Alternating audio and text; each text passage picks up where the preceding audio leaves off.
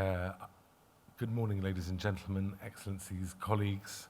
I hope you'll forgive me for speaking in the English language.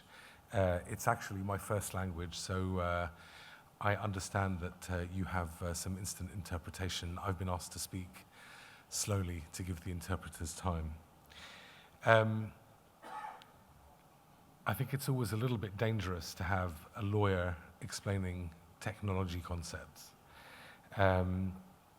But I'm very pleased to have been asked to give this presentation on what is artificial intelligence. I will be speaking later on today about the impact of artificial intelligence on the judiciary and the law. But this is going to be a background presentation for those of you who are not familiar with the concepts of AI, and hopefully it'll be a reasonably high-level explanation. Just a little bit about my background. So as the gentleman just introduced me, I'm the head of the corporate practice at Tamimi. Tamimi is the largest law firm in the Middle East region. We're a 400 lawyer firm. I head the corporate department, which is around 100 lawyers spread across the region. I'm actually a technology and telecom lawyer, and I've been working in technology and telecom for almost all of my career. And I think that's the reason I've been asked to talk about what is AI. Hoping the slides are going to work.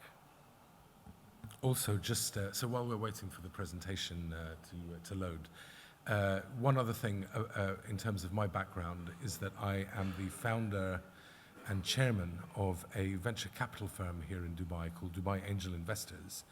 And we are a group of investors in tech companies. And following on from Mr. Yunus's presentation earlier and talking about some of the big success stories from Dubai, there are some smaller companies out there, and I've invested in two of them actually, that are in the AI space. One of them was a product called Wrap Up that was built by an engineering team from Dubai. It was a original patentable technology with a global application which operated in the space of voice recognition and transcription. It was incubated here in Dubai. The original investors came from Dubai. I was one of those. My venture fund was one of them. The company was sold to Cisco for $100 million 3 weeks ago. And is now going to be rolled out on a global scale with a product that was actually developed by engineers right here.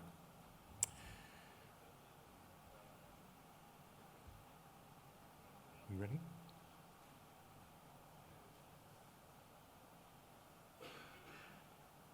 Okay. So let's dive straight into it. Of course, people can go back as far as Alan Turing, but I'm going to start with John McCarthy from Dartmouth College in New Hampshire, who was the organizer of an academic initiative in 1955 seeking to explore whether computers could be taught to behave like humans, essentially. And this is where the term artificial intelligence was coined. And this extends beyond the screen, but the essence of the study was to explore whether concepts that were part of learning, that were part of processing functions that humans could do, could be solved by machines, or whether machines could be taught to use language or simulate human brain functions, including getting into abstraction, concepts, actually dealing with ideas.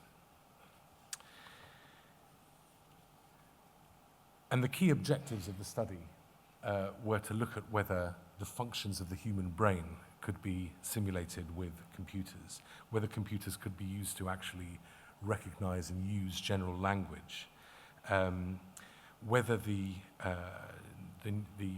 neuron or the neural network structure of the human brain could be replicated using a computer, where the multiple layers of actually processing information could be done electronically. So it was an extremely ambitious study back in 1955, and I think the outcome of that was that they decided it was going to be too difficult.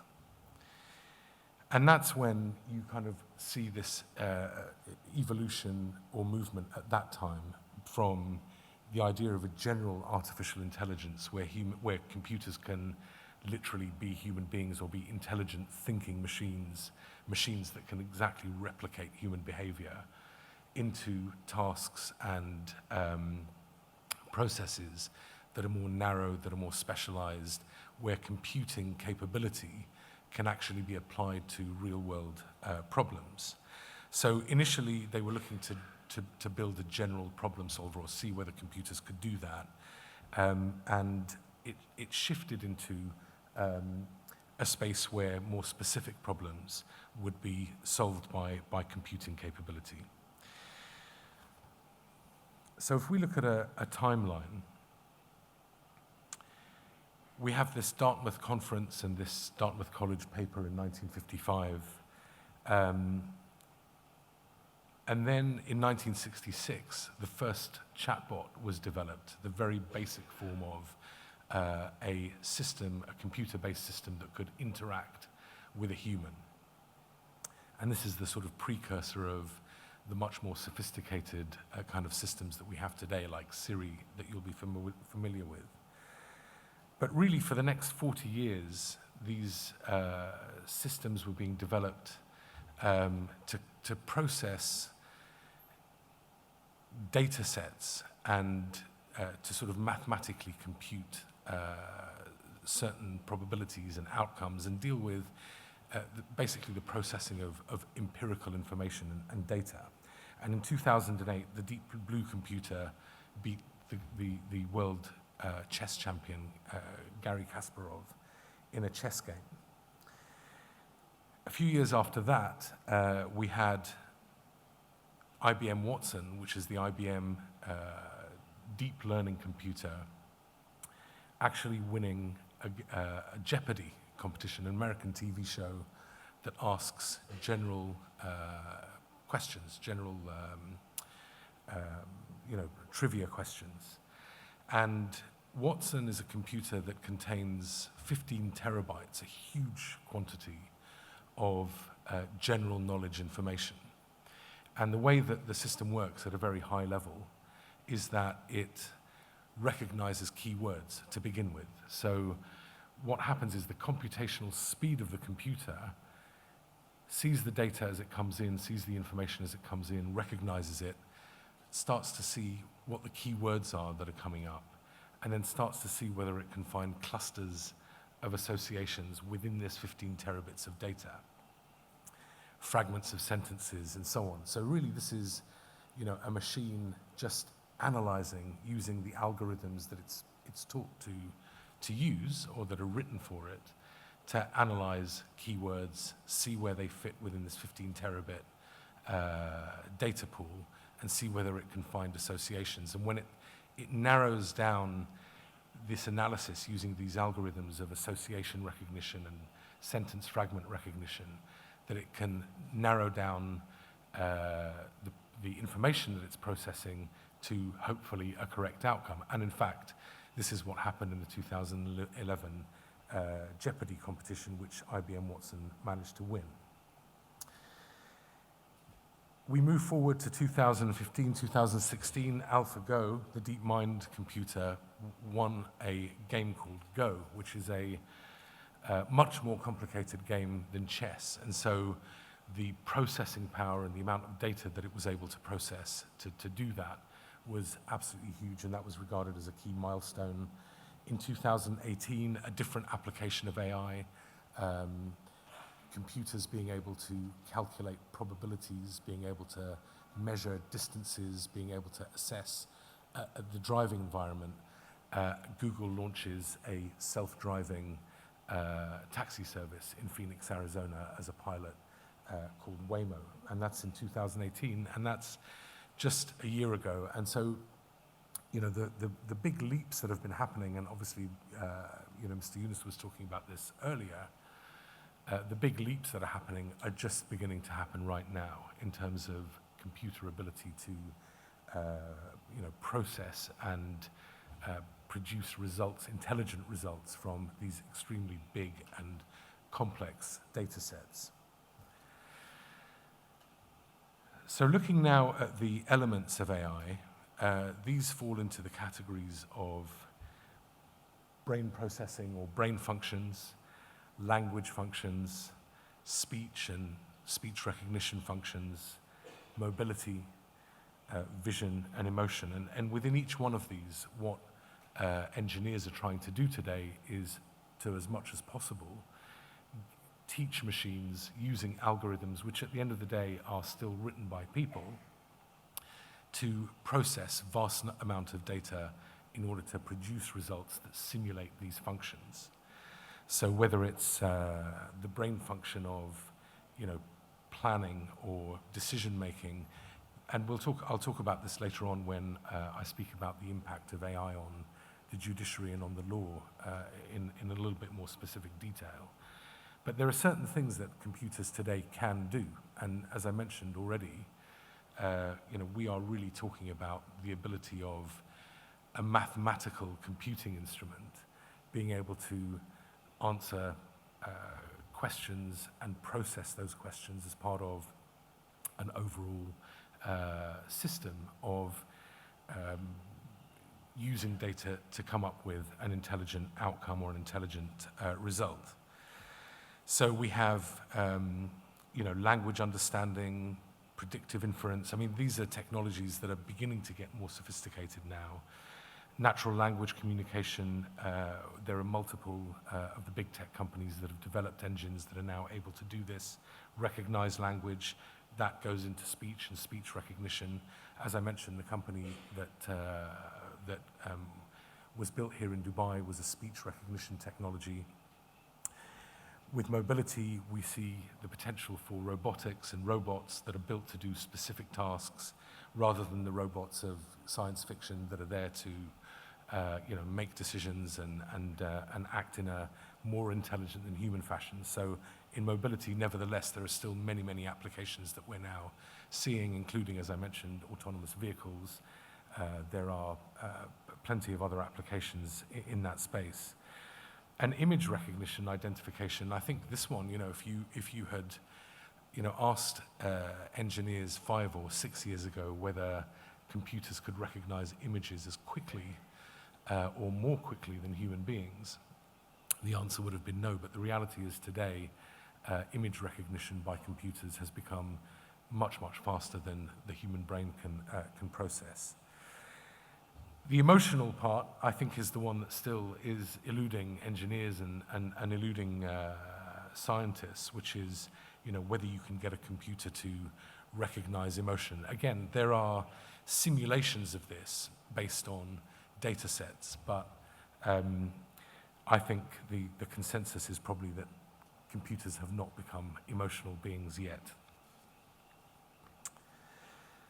So when we talk about AI and the engineering and the technology around AI, one of the aspects at the very core of it is the concept of machine learning, where, again, through the building and the refining of algorithms, and an algorithm is, to all intents and purposes, again, this is a lawyer attempting to explain this, but an algorithm is basically a mathematical equation that will take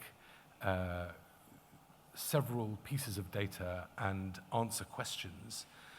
Whether a piece of data is, an X or a Y, it could be a binary piece of data, or it could be a number. Is it a yes, no answer? So if the answer to, this piece of data is yes, then you should go to this box here, see what the answer to that question is, and if the answer to that is, blue or red, then you should go to that box there. So it's a processing equation that just teaches or tells a computer how to process pieces of data. So within machine learning, you have the general machine learning where computers are actually teaching themselves, which is to a large degree, theoretical, and you have the more specialized areas of machine learning where you're actually writing algorithms for specific purposes, and you're getting those algorithms to process data sets. And again, we're talking about very, very large sets of data, so I'm not, this isn't simple science, it's not simple data processing. It can be dealing with extremely complicated data. But generally speaking, it's sort of targeted to specific functions. There are also the concepts of strong AI and weak AI, which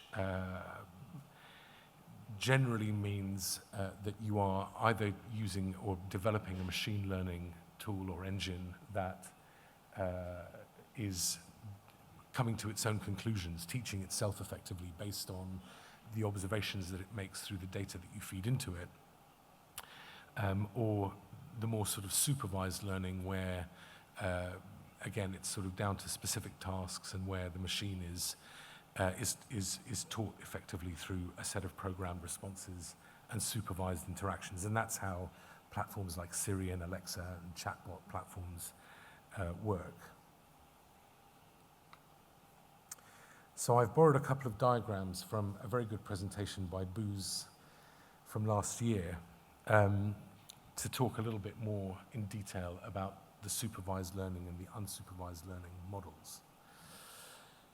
So in the supervised learning model, the first stage is that you give a machine a set of data and you tell the machine what that data is. And you tell the machine how to recognize the data that you've already categorized.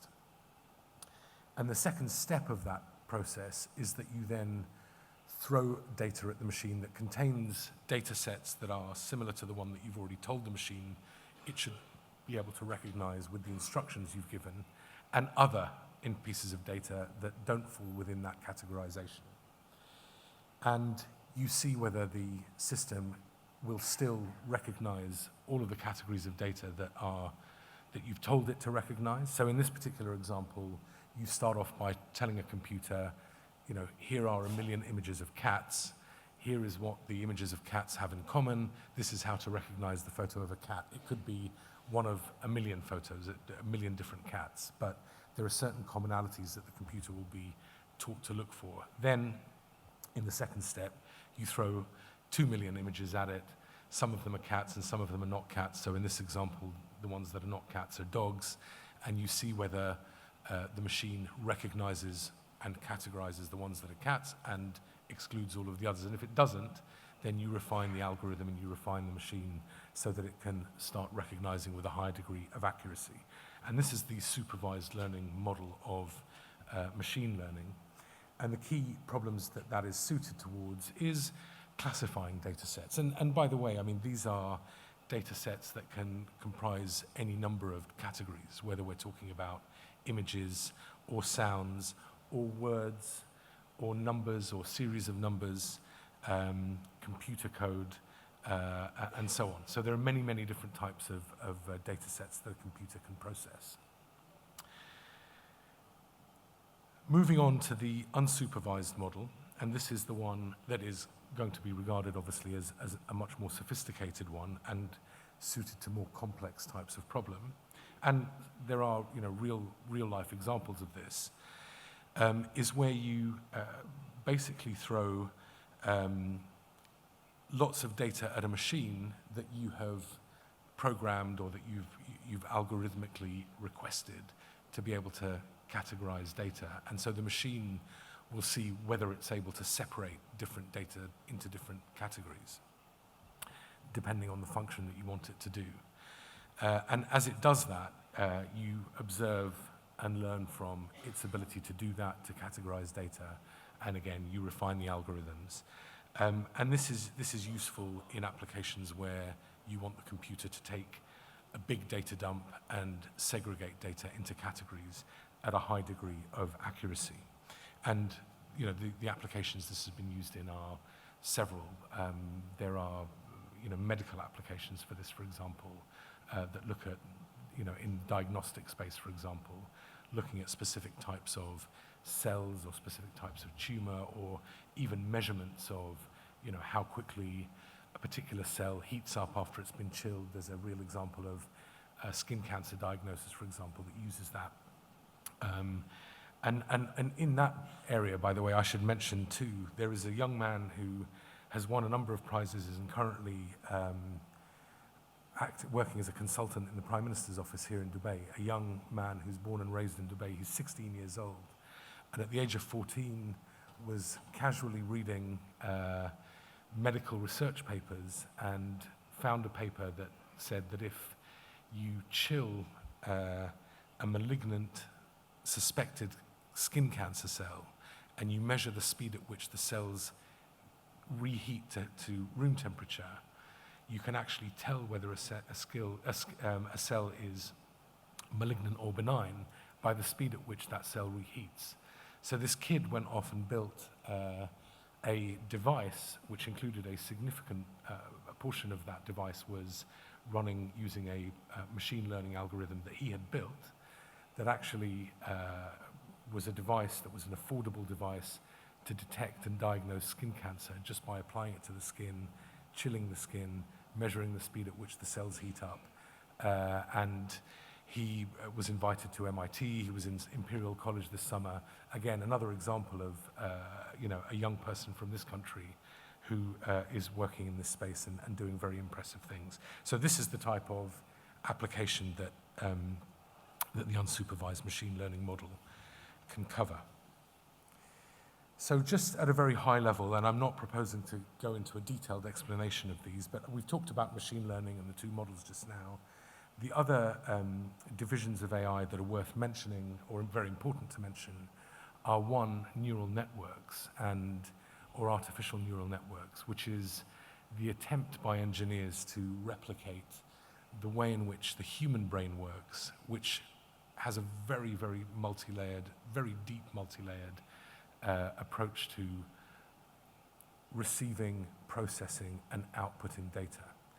And at a very basic level, the sort of three layers of a neural network in the human brain are that you perceive it, your brain does something with it, and that could be any number of things. It could just be seeing an image and putting it in your memory, or it could be seeing an image, putting it in your memory at the same time as, trying to assess whether it's a hostile situation or a friendly situation, or whether it's a sunny day or a rainy day.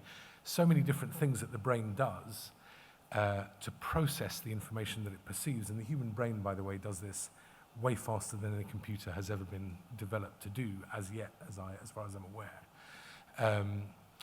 And then once you've perceived that piece of data as a human and you've gone through all of the layers of processing it, and your brain is using multiple ways of processing information that operate across this network of neurons, or the neural network of the brain.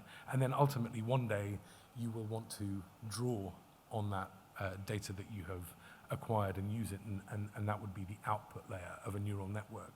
So the engineers now who are developing these machine learning tools and machine learning engines are actively building and attempting to replicate the neural networks of the human brain. And what that means is really the complexity of the way in which data is analyzed and cross-referenced. When should it be accessed? Which parts of the brain should it be referenced to, and so forth. And then the deep learning piece, which is obviously the kind of holy grail of AI, the computer that can actually learn at such a deep level that eventually it can eventually start to teach itself. And the question is, when will the computer be able to actually write algorithms that are responsive to the data that it's learning itself? So the question in regard to AI is, what is it all about? And generally speaking, in the present day, the main applications of AI are around data points.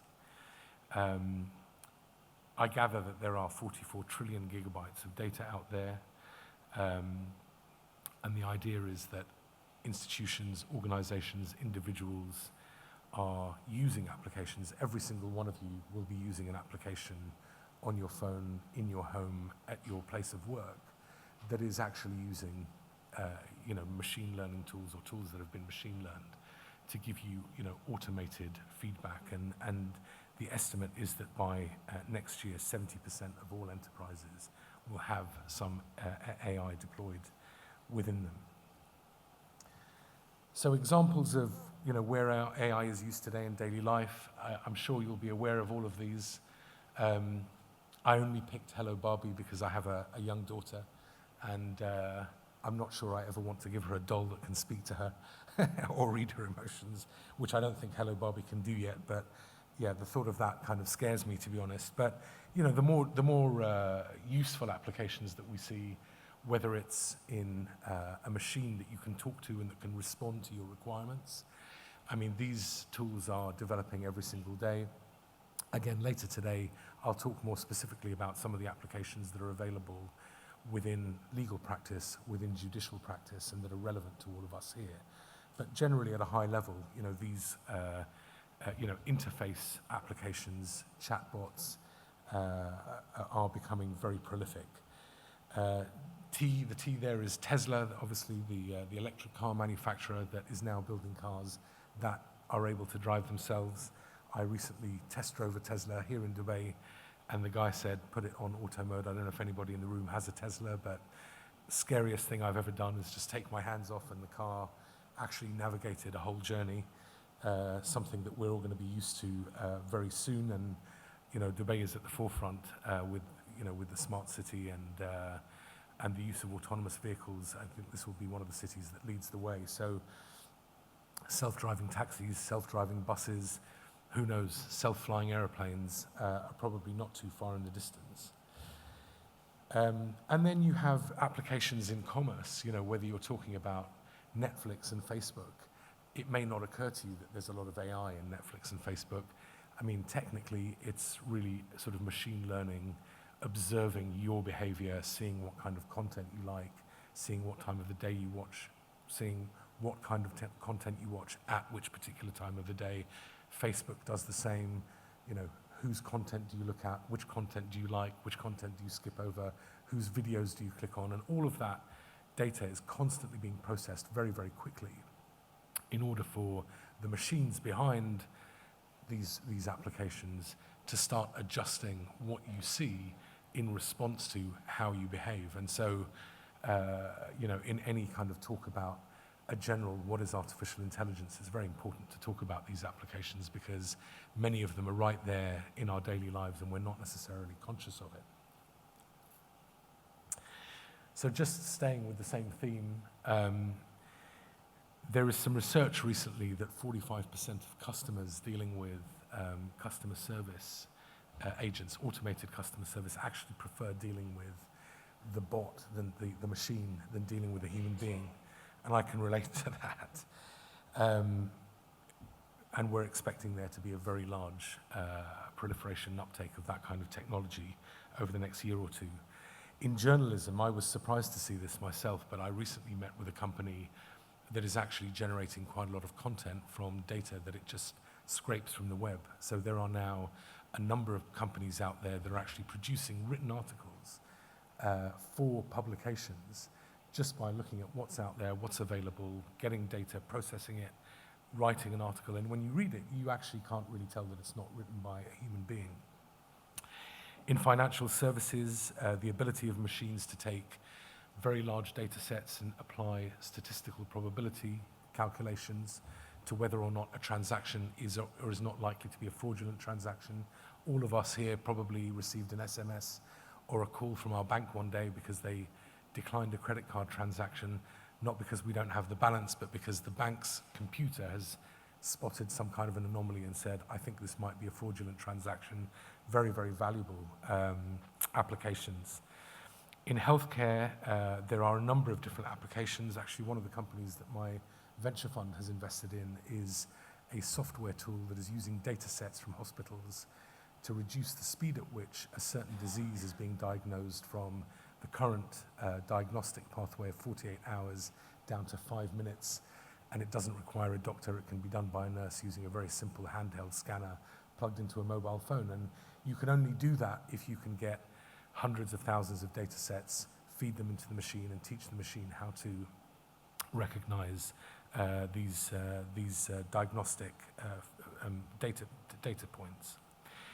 In education, we've seen a lot of edtech startups, but there are now edtech startups that are looking not just at delivery of content, but also how the content is delivered, how quickly the person is actually learning based on their feedback and interaction with the application. Really valuable, because as time goes on, students will be able to learn at the speed that they're able to learn, and the ones who are super fast will advance as quickly as they need to, and the ones who need a little bit more time will be accommodated.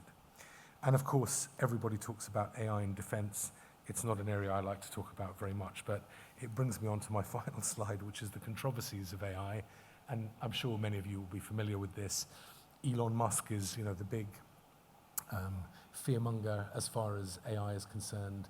He thinks that ultimately computers are going to become so intelligent that they will become the human enemy and will destroy us all. Many regard that as extremely alarmist. I think so, because I'm not sure that computers will ever be able to really replicate the functions of the human brain that make humans what humans are, and I'll talk about that in more detail this afternoon. So I've run out of time. I'm not sure if I have time for any Q&A, but I would be delighted to take any questions or to answer questions in the break if I don't have time. Thank you very much.